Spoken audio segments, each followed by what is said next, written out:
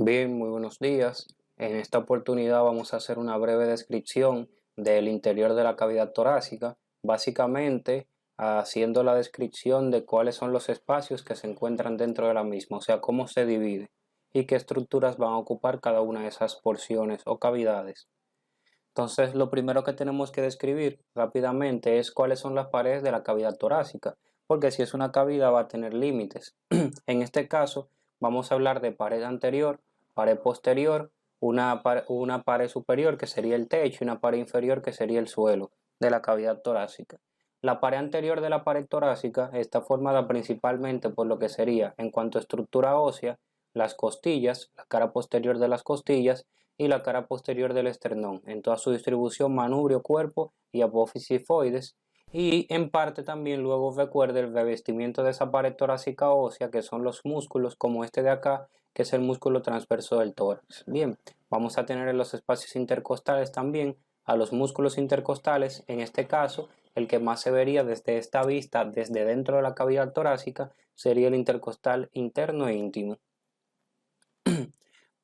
La pared posterior, que es esto que vemos acá, está formada por la columna vertebral allá detrás en cuanto a estructura ósea y parte de las costillas también, que recuerden se están articulando allá posteriormente con la columna vertebral a través de una doble articulación de la cabeza de la costilla con el cuerpo de la vértebra de su mismo número y la que está por encima, y del tubérculo costal con la apófisis transversa de la vértebra de su mismo número. Aquí tenemos unas estructuras, pero no son parte de la pared, sino parte del contenido de la cavidad torácica. A cada lado de la columna vertebral, y esto ya lo habíamos mencionado, está la cadena ganglionar simpática, que pertenece al sistema nervioso autónomo en su variante simpática. En cuanto a la porción superior, que sería el techo, más que techo en sí, recuerde que lo que hay encima de la cavidad torácica es un espacio que se conoce como abertura torácica superior. Ese espacio, o abertura torácica superior, recuerde que está formado por una serie de estructuras. Anteriormente, está formado por el borde superior del manubrio del esternón, hacia los lados, por el borde interno de las primeras costillas y hacia posterior por la primera vértebra torácica o T1. Entonces, recuerde que aquí no hay una estructura como tal que separe la cavidad torácica del cuello, sino que simplemente es un espacio abierto por donde van a transitar las diferentes estructuras que van o vienen de la cavidad torácica, como lo son la vía aérea, tráquea, vía digestiva, el esófago y vasos y nervios. La pared inferior o el suelo, ahora sí recuerde que la cavidad torácica se encuentra separada de la cavidad abdominal a través del músculo diafragma. Recuerde que el músculo diafragma tiene una forma de doble cúpula, tiene una cúpula diafragmática derecha que es más alta y tiene una cúpula diafragmática izquierda, y en medio lo que se denomina centro tendinoso del diafragma. En esta vista superior del diafragma, o sea, aquí estamos viendo el diafragma desde la cavidad torácica, podemos apreciar aquí el centro tendinoso, que es donde descansa el corazón, y podemos apreciar aquí las cúpulas, una cúpula diafragmática derecha y una cúpula diafragmática izquierda, sobre las cuales descansan las caras inferiores o diafragmáticas de los pulmones, en contacto directo con la membrana que cubre el pulmón, que es la pleura.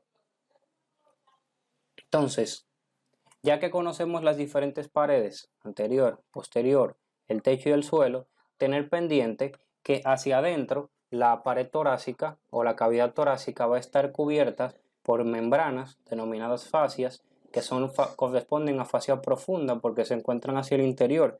Básicamente, las fascias profundas, como en la mayor parte de las estructuras anatómicas, adoptan su nombre dependiendo de la estructura con la que se encuentren en relación, en la mayoría de los casos con los músculos.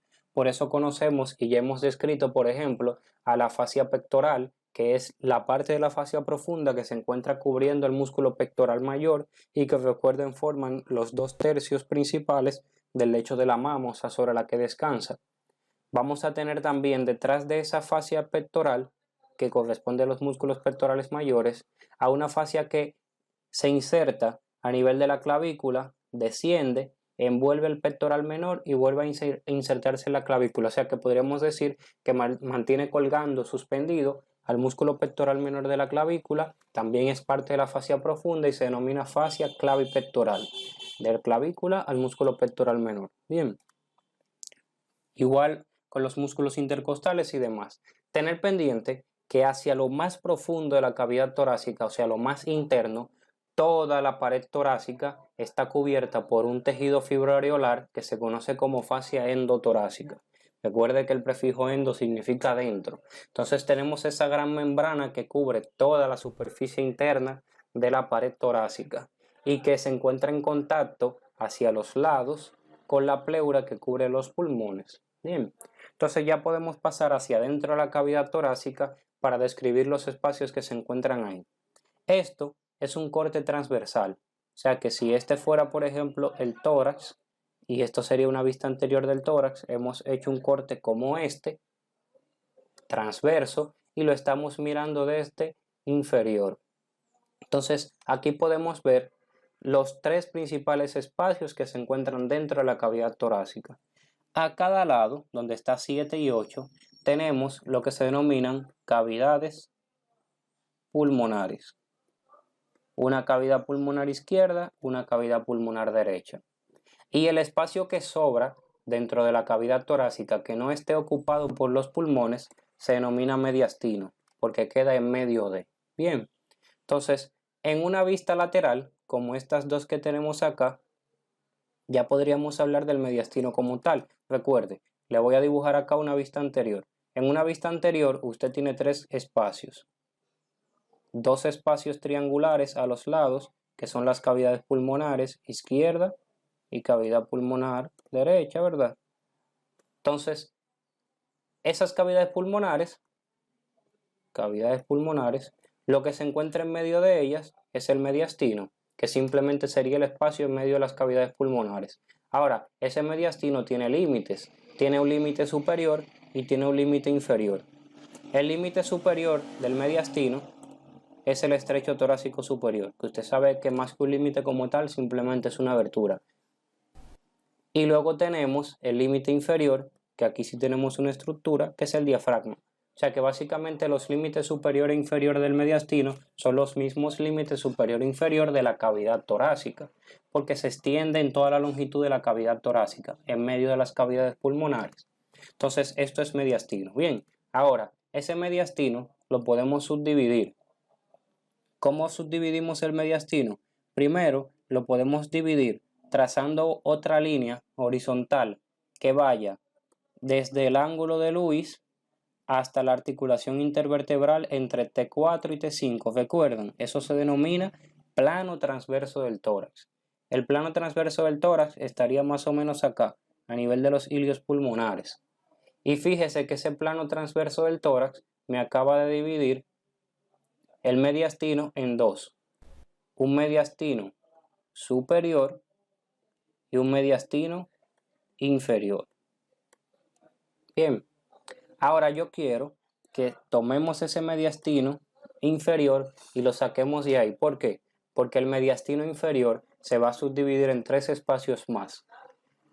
Para dividir el mediastino inferior en tres espacios, tenemos ahora que dibujar una vista lateral, como las que tenemos acá. Bien, ¿cómo lo dividimos? Bueno, ya trazamos aquí el plano transverso.